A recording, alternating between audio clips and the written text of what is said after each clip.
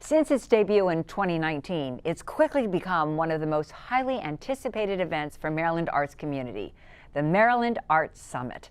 With me on the program to talk about this year's event and why you will want and need to be there is Amanda Morell, Program Manager for Maryland Citizens for the Arts. Good to see you. It's good to see you too.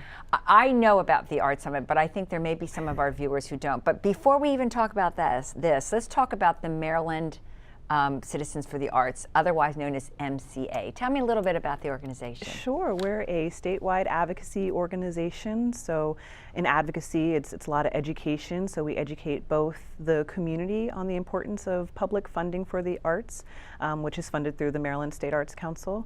And we also educate lawmakers on why it's so important to have that public funding and that support from the state. Yeah. So now you have 3 major events a year, basically. Yeah. I mean, you're working all year round. I want to make that clear.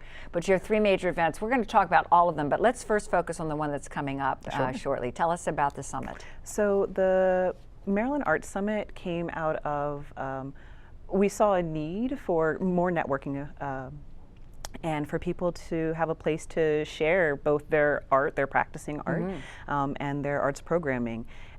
So we, as a collaborative effort, the Maryland Citizens for the Arts, the Maryland State Arts Council, the Department of Education, Fine Arts Office, and Arts Education in Maryland Schools came together to program a conference. Oh, wow. We also wanted to, we realized in our experience, I'm using I, that a lot of times when you present at a conference, there's either a small stipend or the stipend is covering the registration fee, right?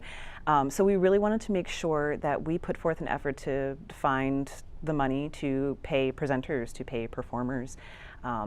There's a marketplace, an artist bazaar, where people can showcase, again, their art and sell their wares. Right. And for that, we don't charge for someone to have a table. There are plenty of craft fairs and art shows where the fees are quite high, and we wanted to make sure that if we were bringing the sector together, we wanted everyone to have the most opportunity to get the most out of it, both for making money and for networking and gathering together. Right. Now let's talk about the basic facts of the summit. It is going to be held in June. Absolutely, June 9th and 10th. Okay. At UMBC. They were gracious enough to host us the first year that we did this in person. The last couple of years we've been virtual. We've been virtual. Yeah. And they were more than happy to have us back again. Their team is wonderful. Well, it's a beautiful facility. Absolutely. I mean, just gorgeous, different dance spaces, recital halls, all of that, and then places again for artists to display their wares. And this isn't just, so you're going to have artists there, you're going to have arts administrators, but also the general public, people who love the arts, can come as well, correct? Absolutely. So the Arts Summit is for arts educators, for advocates, for art lovers, enthusiasts, everyone really in the arts community in Maryland. Which we're administrators, we're also practicing artists. Yeah, it's a fun bunch. I mean, it's a fun 2 days. It's a fun 2 days. And you learn a lot and you make a lot of good connections. Absolutely. So for the whole schedule of events, there's too many to talk about right now. You can go online to your website, correct? You can register there as well? Yes, so we'll be, registration is on the page. There'll be a full schedule, information about presenters, and we plan to have a packed schedule. And it will be. Lunch will not just be lunch. Lunch will have alternatives, time for networking. Right. And we're planning on having a podcast recording, during. Terrific. So really finding ways to have people creatively share their story. So it's not just. You are creative folks, so I expect nothing less. Okay, so that's great. And if you want to register, if money's an issue, there are some scholarships. There are scholarships available. Okay. And we don't like to turn people away. Okay. So we have quite a few scholarships available.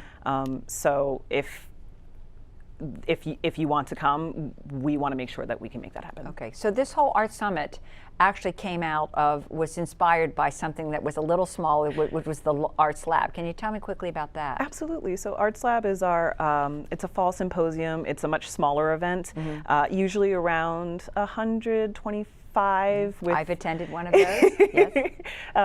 between attendees, performers, and presenters.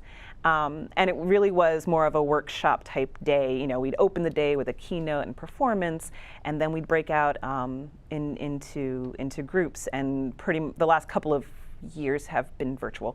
But before that, my first couple of years with MCA, we kind of kept people together in a pod, and they traveled to each of the sessions throughout the day. And of course, there's food.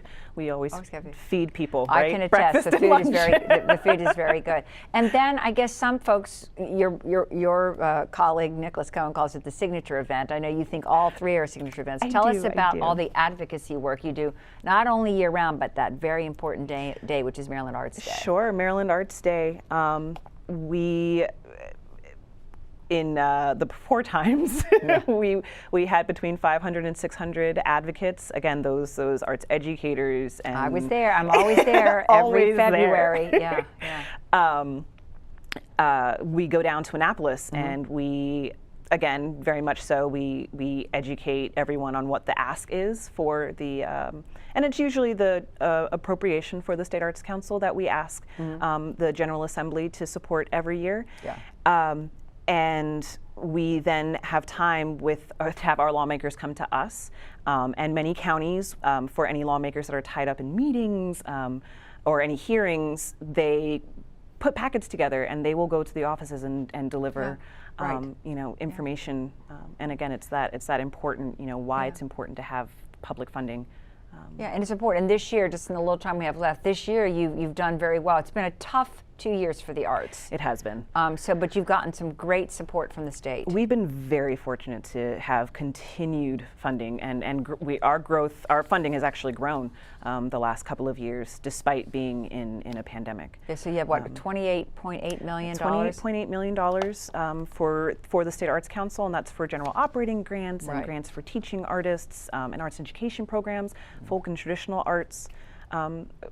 Funding arts and entertainment districts. Right. Yeah, and then the go on and on. And then we'll just add quickly before we sign off, $50 million in relief funding as well. In relief and recovery funds. Okay. And $40 million of that will go to the State Arts Council, and $10 million of that will go to tourism. But they're all dollars that arts organizations and artists can apply for. Well, Amanda, you're doing great work on behalf of all of us here in Harford County, and keeping the arts alive and vibrant, and helping out artists, and just making those important creative connections. So we thank you for being here.